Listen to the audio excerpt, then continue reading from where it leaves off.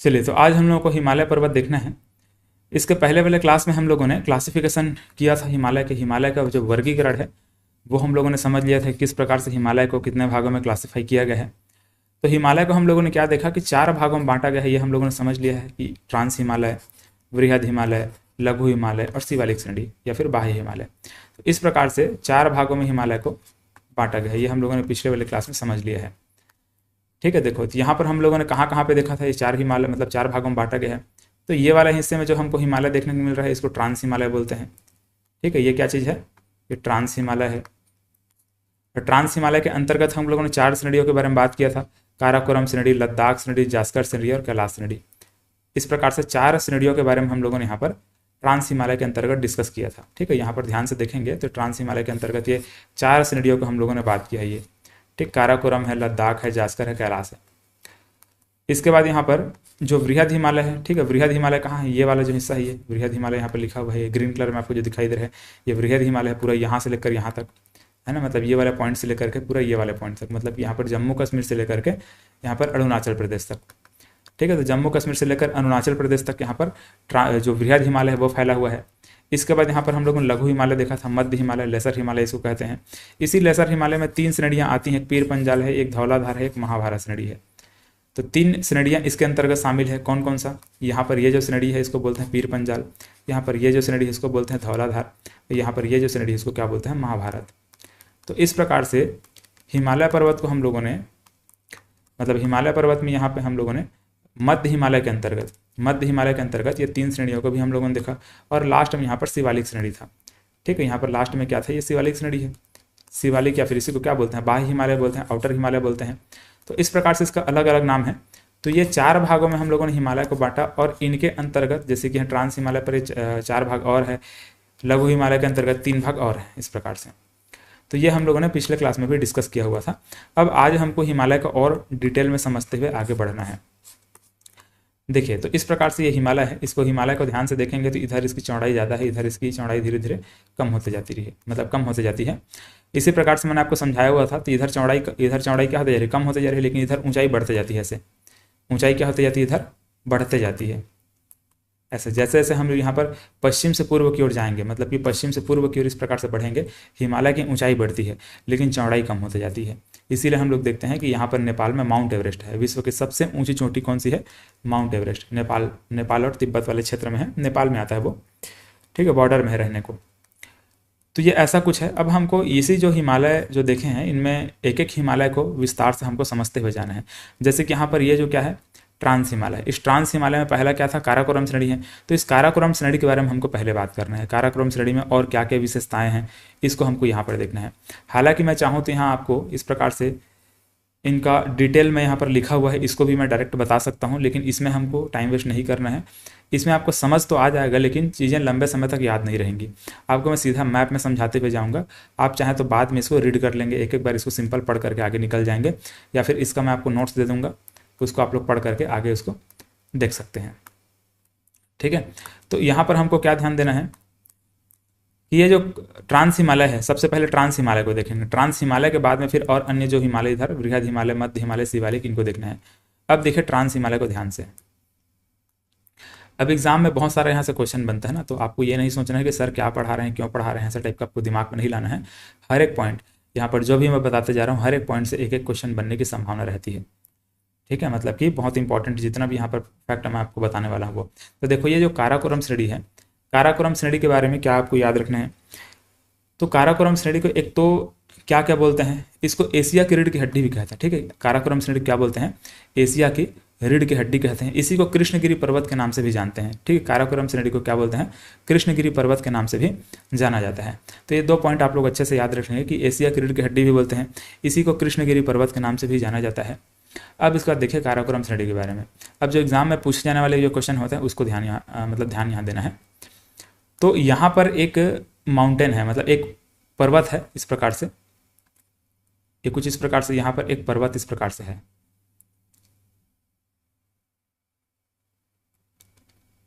ये इस तरह से, और इस पर्वत का नाम है K2। ठीक है, K2 है। इसी को गॉडविन ऑस्टिन के नाम से भी जाना जाता है।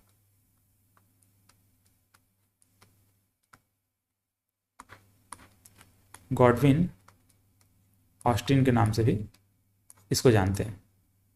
ठीक है, याद रखना है इसको, गॉडविन ऑस्टिन के नाम से भी इसको जाना जाता है। और ये जो केटू है, मतलब ये जो गॉडविन ऑस्टिन है, ये हमारे भारत की सबसे ऊंची चोटी है ये। ठीक है, ये क्या है? भारत की सबसे ऊंची चोटी।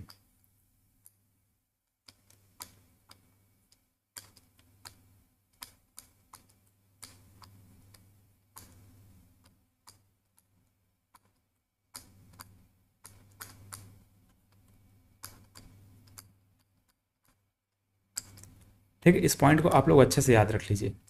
ये भारत की सबसे ऊंची चोटी है, और इसकी अगर आपसे ऊंचाई कोई पूछे तो याद रखना इसकी ऊंचाई है 8,611 मीटर। ठीक है, ये 8,611 मीटर के साथ ही हमारे भारत की सबसे ऊंची चोटी कहलाती है केटू। और ये केटू है वो कहाँ है? ये काराकोरम रेंज में है। यहाँ पर काराकोरम जो माउंटेन रेंज है, इसी में यहाँ पर क्या है? केटू है।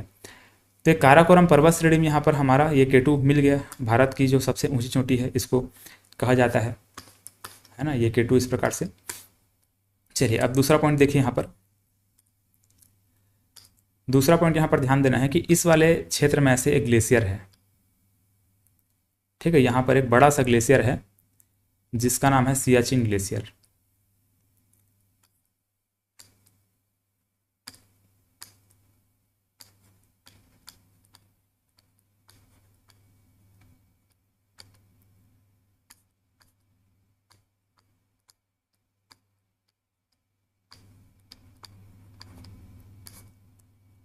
ठीक है, इसका नाम क्या है? सियाचिन ग्लेशियर है।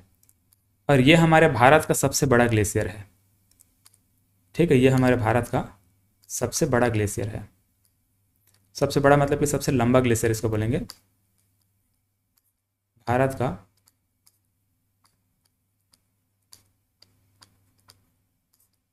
सबसे लंबा ग्लेशियर, या फिर सबसे बड़ा ग्लेशियर भी लिख सकते हो।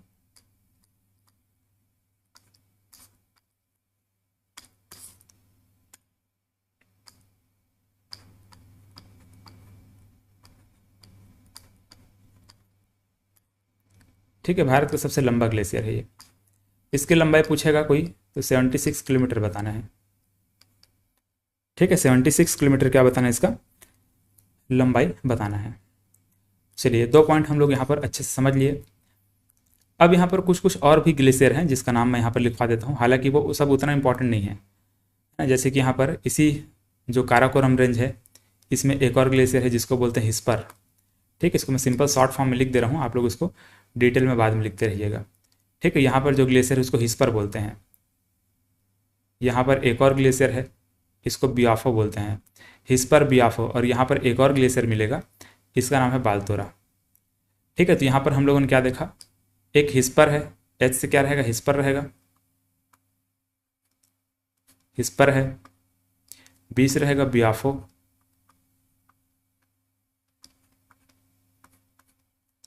और फिर बी से क्या रहेगा?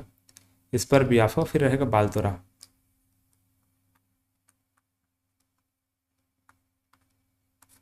इस प्रकार से, है ना। चलो इसको फिलहाल यहाँ से मिटाओ, मैं छोटा छोटा ही सही लेकिन मैं लिख देता हूँ। बाद में हो सकता है यही चीज़ आपको नोट्स के फॉर्म में मिले, तो वहाँ पर आपको कंफ्यूज नहीं होना है।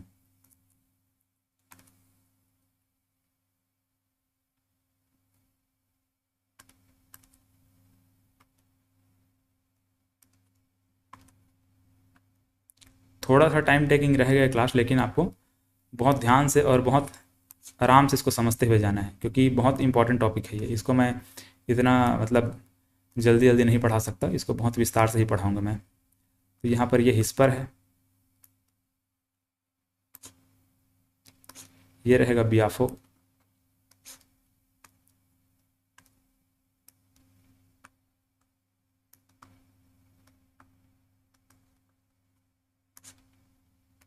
और ये रहेगा बालतोरा।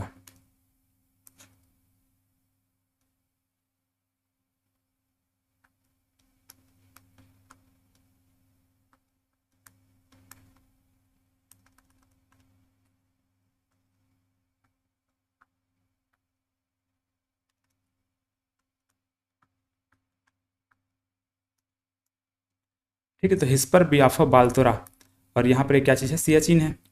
सियाचिन तो सबसे बड़ा ग्लेशियर है। तो हम लोगों ने यहाँ पर काराकोरम रेंज में चार ग्लेशियर को देखा, ठीक है, चार ग्लेशियर को, इंपॉर्टेंट जो ग्लेशियर है उसको हम लोगों ने देखा। इसके अलावा और भी छोटे मोटे बहुत सारे ग्लेशियर हैं, लेकिन उन सबका नाम आपको याद नहीं रखना है, ठीक है।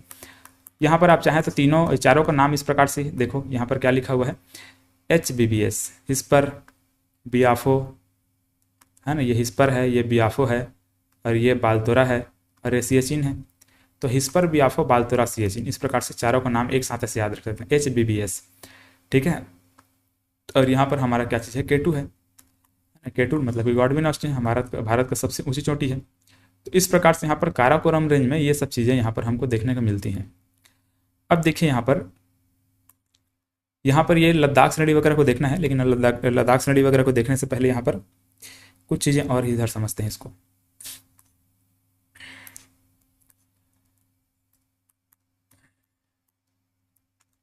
यहाँ पर हमको एक और पर्वत इस प्रकार से देखने को मिलता है, कुछ इस वाले भाग में,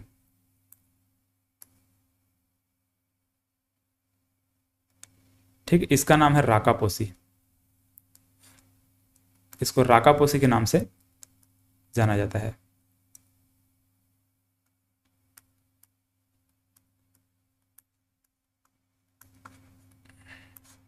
राकापोसी, और ये जो राकापोसी है ये विश्व की सबसे तीव्र ढाल वाली ऊंची चोटी है, ठीक है। इसका जो ढलान है बहुत तीव्र है, बहुत तीखा ढलान है इसका, मतलब इसे पहाड़ कैसे होता है, ऐसे पहाड़ रहते हैं, लेकिन इसका ये ऊंचाई है कुछ ऐसे, एकदम तीखा ढलान है, एकदम तीव्र ढलान वाली है ये।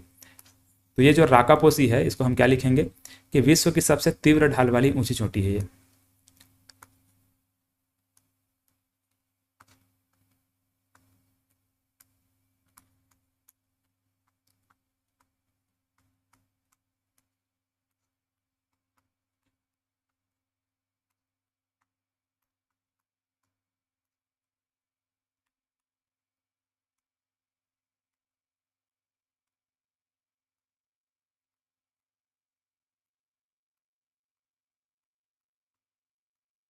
ठीक है, विश्व की सबसे तीव्र ढाल वाली पर्वत चोटी या फिर ऊंची चोटी, इस प्रकार से कुछ भी लिख सकते हैं आप। तो विश्व की सबसे तीव्र ढाल वाली, ठीक है, ध्यान में रखने से ढलान क्या है, तीव्र है।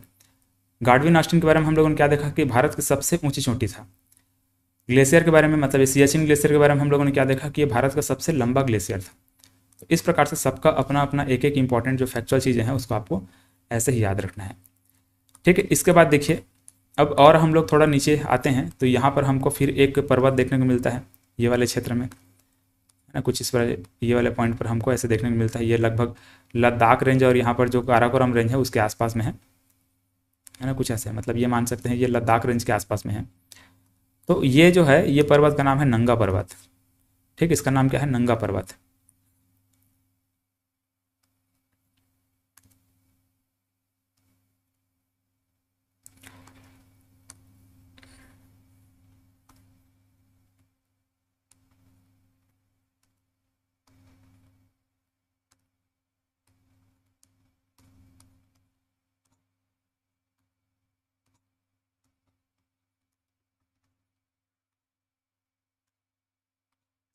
ठीक, इसको नंगा पर्वत कहा जाता है और ये भारत की सबसे पश्चिमी चोटी है, ठीक, इसको हम क्या लिखेंगे, भारत की सबसे पश्चिमी छोर है ये। इसको भारत का नहीं बोलेंगे, सॉरी, भारत का नहीं बोलेंगे, ठीक है, ध्यान में रखेंगे। इसको हिमालय की सबसे पश्चिमी छोर बोलेंगे ना, ये पॉइंट को आपको नोटिस, मतलब ध्यान देना है, क्योंकि भारत की सबसे पश्चिमी छोर नहीं है ये सब हिमालय की सबसे पश्चिमी छोर है। इसको विशेष करके ध्यान में रखें, क्योंकि हम लोग भारत की सबसे पश्चिमी छोर गुजरात में देखने वाले हैं। अभी आगे हम लोग जब पढ़ेंगे तो वहाँ पर उसको मैं लिखवाऊंगा, है ना, ये हिमालय की सबसे पश्चिमी छोर है।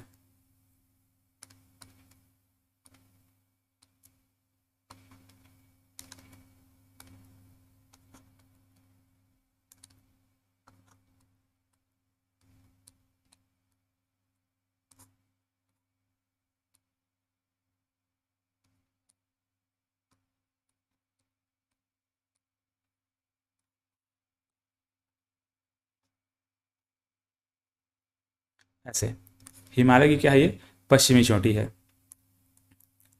चलिए, इसी प्रकार जब यहाँ पर, जब हिमालय की कोई पश्चिमी चोटी है तो यहाँ पर पूर्वी चोटी भी कहीं ना कहीं होगा, है ना। यहाँ पर क्या है, हिमालय का पूर्वी चोटी यहाँ पर आएगा, ये वाले क्षेत्र में, मतलब कि जो अरुणाचल प्रदेश है ये वाले पॉइंट में अरुणाचल प्रदेश में यहाँ पर क्या रहेगा, हिमालय का सबसे पूर्वी छोर आएगा, ठीक है, पूर्वी चोटी आएगी इस प्रकार से ये वाले पॉइंट पर।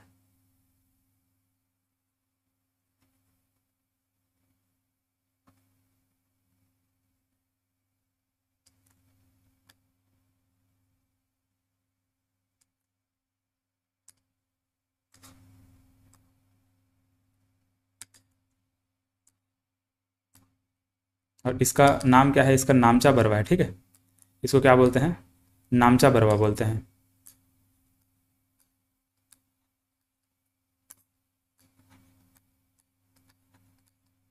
ऐसे ये हिमालय का सबसे पूर्वी छोर रहेगा ये।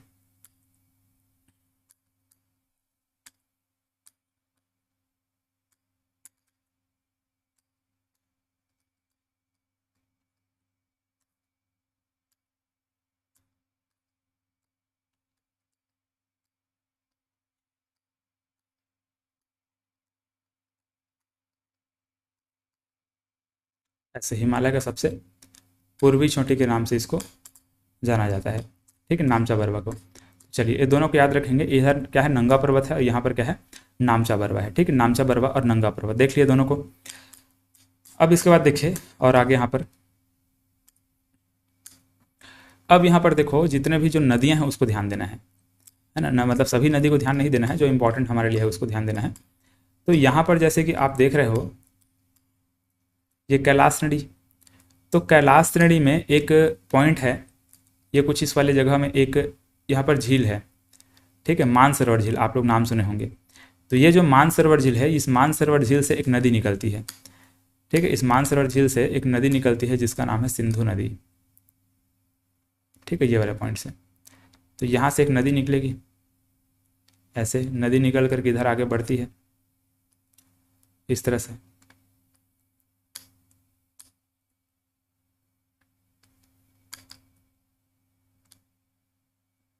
आगे बढ़ते हुए इस प्रकार से इधर पहुंचती है और यहाँ से सर लद्दाख श्रेणी को क्रॉस करते हुए ये इधर ऐसे आगे बढ़ेगी,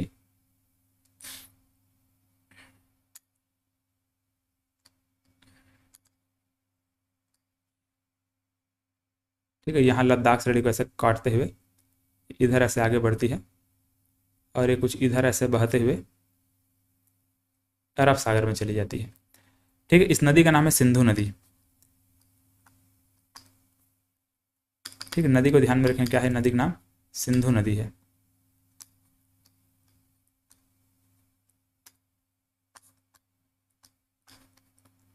सिंधु नदी, ठीक है, इसको इंडस रिवर बोला जाता है।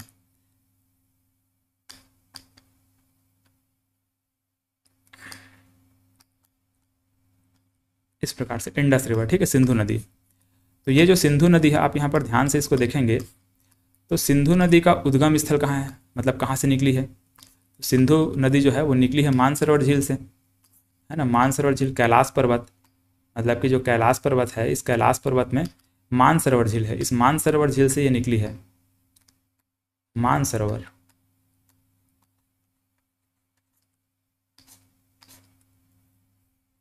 इस मानसरोवर झील से यह सिंधु नदी निकली है और इस प्रकार से आगे बढ़ते हुए यहाँ पर ये जो श्रेणी है वो जास्कर श्रेणी है और यहाँ पर लद्दाख श्रेणी है।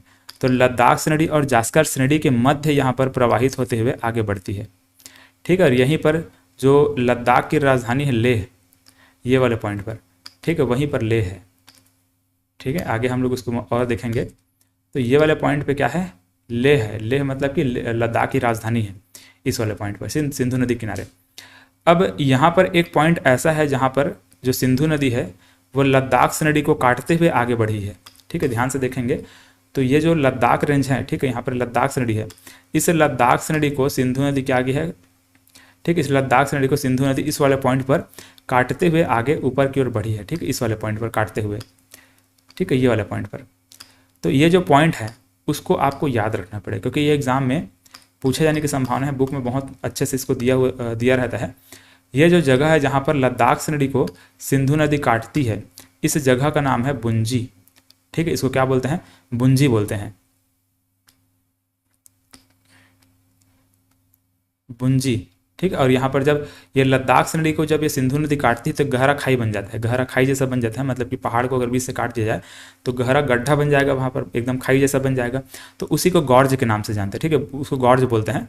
तो यहाँ पर ये बुंजी गॉर्ज बन जाता है, ठीक है, बुंजी गॉर्ज। तो बुंजी गॉर्ज कहाँ पर बनता है तो याद रखेंगे ये लद्दाख रेंज में बनता है। और कहाँ पर बनता है, लद्दाख में बनता है। कौन सी नदी बनाती है, ये सिंधु नदी बनाती है, ठीक है। इंडस रिवर यहाँ पर बुंजी गॉर्ज बनाती है, ठीक है, बुंजी गॉर्ज, ऐसे इसको इंग्लिश में लिखा जाएगा, बुंजी गॉर्ज, ऐसे गॉर्ज लिखा था ऐसे, ठीक है। तो बुंजी गॉर्ज है। तो जो बुंजी गॉर्ज है उसको कौन सी नदी बना रही है, यहाँ पर सिंधु नदी बना रही है। कहाँ पे बना रही है, लद्दाख रेंज में बना रही है। तो इस पॉइंट को अच्छे से याद रखेंगे। और ये जो बुंजी गॉर्ज है, ये बुंजी गॉर्ज हमारे भारत का सबसे गहरा गॉर्ज है, हमारे भारत का क्या है, सबसे गहरा गॉर्ज बोलते हैं इस बुंजी गॉर्ज को, ठीक है। अच्छे से इसको दिमाग में बिठा लीजिएगा, बुंजी गॉर्ज है ये भारत का सबसे गहरा गॉर्ज। अब देखिए अगला पॉइंट, यहाँ पर एक और नदी है,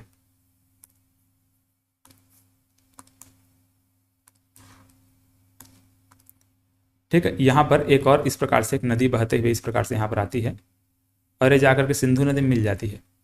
इस नदी का नाम है श्योक नदी, ठीक है। नदी का नाम क्या है, श्योक नदी बोलते हैं। श्योक नदी को ध्यान से आप देखोगे तो यहाँ पर लद्दाख रेंज और काराकोरम रेंज के बीच में यहाँ पर बहती है,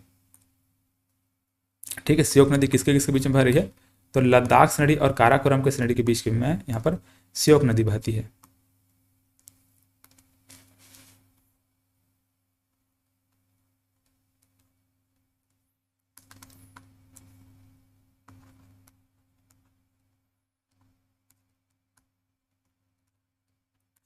ठीक है, ये श्योक नदी है। तो ये श्योक नदी किसके किसके बीच में बह रही है, लद्दाख और काराकोरम के बीच में बह रही है और ये सिंधु नदी की सहायक नदी है, ठीक है। श्योक नदी किसकी सहायक नदी है, सिंधु नदी की सहायक नदी। ये भी इंपॉर्टेंट पॉइंट है ना, याद रखेंगे। ये श्योक नदी लद्दाख और काराकोरम के बीच में बहती है और ये सिंधु नदी की सहायक नदी है।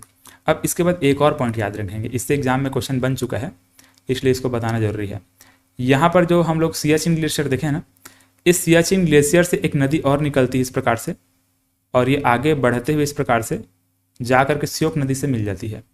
इस नदी का नाम है नुब्रा नदी, ठीक है। इस नदी का क्या नाम है, नुब्रा नदी।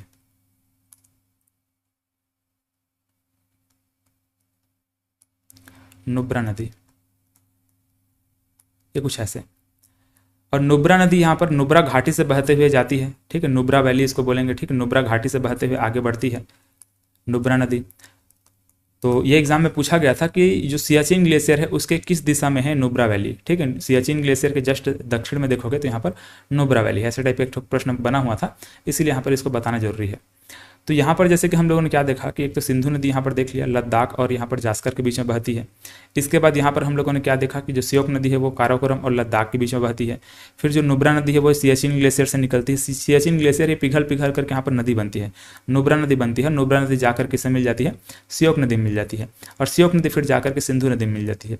तो इस प्रकार से नदी यहाँ पर आगे बढ़ती है, ठीक है। अब यहाँ पर एक और नदी नीचे साइड से याद रख लेंगे, इस नदी का नाम है जास्कर नदी। अरे जास्कर रेंज में बहती है इस प्रकार से, मतलब कि जास्कर पर्वत नदी को क्रॉस करते हुए जाती है, इसलिए इसका नाम क्या है, जास्कर नदी है ना, जास्कर नदी।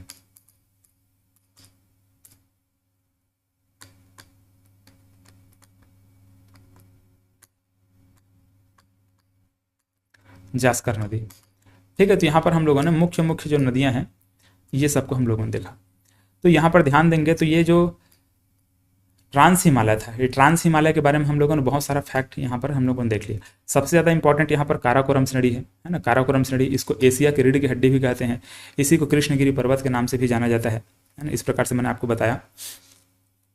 एक मिनट,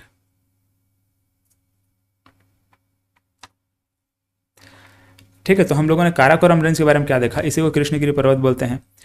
इसी को और याद रखेंगे तिब्बती हिमालय के नाम से भी जाना जाता है। यहाँ पर बहुत सारे जो ग्लेशियर ऐसे हैं और ये तिब्बत वाले क्षेत्र में कुछ यहाँ पर फैला हुआ, इसलिए इसको तिब्बती हिमालय के नाम से भी पुकारा जाता है।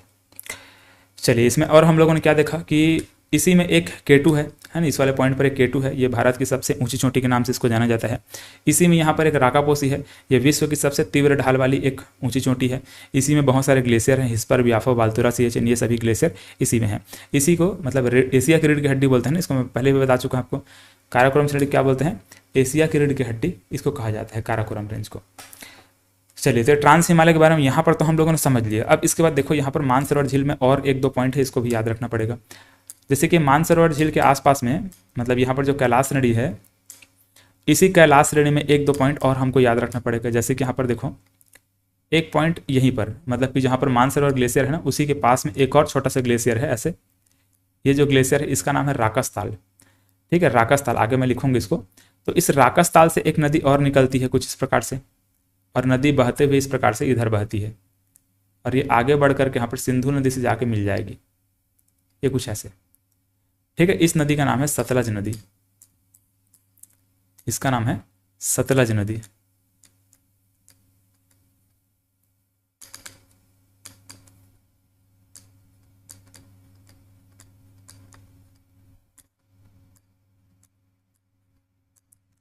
ये सतलज नदी है, ठीक है। ये देखोगे ध्यान से तो यहाँ पर ट्रांस हिमालय से पार करते हुए इस प्रकार से यहाँ पर आई। ये कहाँ से निकलती है, मैंने बोला राकसताल, याद रखेंगे, ठीक है। राकसताल या फिर राक्षस ताल के नाम से इसको जाना जाता है।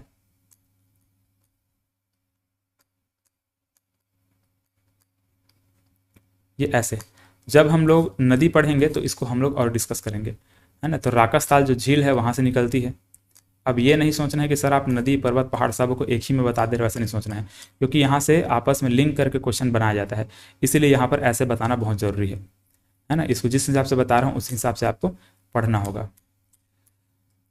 इसलिए मैंने पहले ही आपको बोला था कि इसका अच्छे से नोट्स बनाते हुए चलिएगा, है ना। प्रॉपर तरीके से एक बड़ा सा डायग्राम आपको बनाना है, बड़ा वाला चार्ट शीट में, मतलब ड्राइंग शीट में आपको इस प्रकार से बनाना है। मैं पहले ही बोल दिया था, तो अगर नहीं बन रहा तो अभी सिंपल ऐसे देखिए, और उसके बाद आप लोग फिर से उसको बनाने की कोशिश करिएगा। मतलब कि दोबारा उसको जब देखेंगे तो दोबारा इसका सीधा मतलब कि नोट्स वगैरह बनाते हुए जब देखेंगे तब आपको समझ में आ जाएगा। तो यहाँ पर इस प्रकार से ब्रह्मपुत्र नदी है ना। इस ब्रह्मपुत्र नदी का जो उद्गम स्थल यहाँ पर है इसको बोलते हैं चेमा युंगडुंग। अब ये ब्रह्मपुत्र नदी को यहाँ पर तिब्बत में बोलेंगे तो सांगपो के नाम से जानते हैं, यानी इसको सांगपो कहा जाता है ऐसे, तो सांगपो लिखाता है, लेकिन ये टी साइलेंट रहता है, सांगपो, ये सांगपो बोलते हैं इसको। और यही हमारे यहाँ पर भारत में आने के बाद ब्रह्मपुत्र कहलाती है।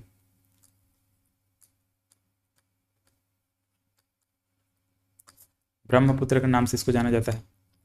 यहाँ पर ये दिहांग के नाम से जानी जाती है, ठीक है। आगे हम लोग उसको देखें, नदी पढ़ाऊंगा तो मैं उसमें आगे आपको सबको अच्छे से बता दूंगा। यहाँ पर फिलहाल जितना बताते जा रहा हूँ उतना लिखते जाएंगे। तो यहाँ पर ये जो ब्रह्मपुत्र है वो कहाँ से निकलती है, ये चेमा युंगडुंग ग्लेशियर से निकलती है, चेमा युंगडुंग ग्लेशियर।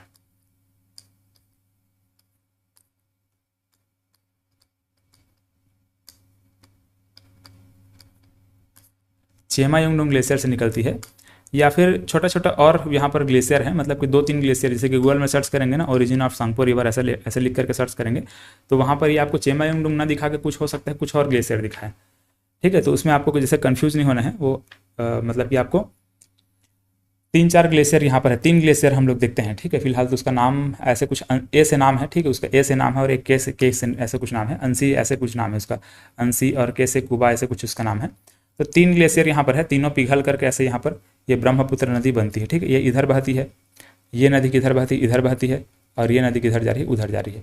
तो इस प्रकार से तीनों नदियों को हम लोगों ने यहाँ पर देखा। बाकी नदी जब पढ़ेंगे तो ये सांगपो रिवर के बारे में और हम लोग अच्छे से बात कर लेंगे, अभी फिलहाल इतना याद रखेंगे।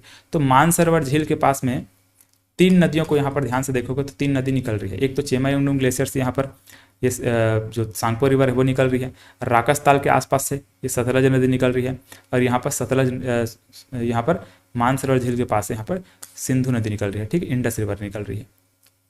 इस प्रकार से 3 नदियाँ हैं, ठीक है। तो तीनों नदी को अच्छे से यहाँ पर दिमाग में बिठा लीजिएगा।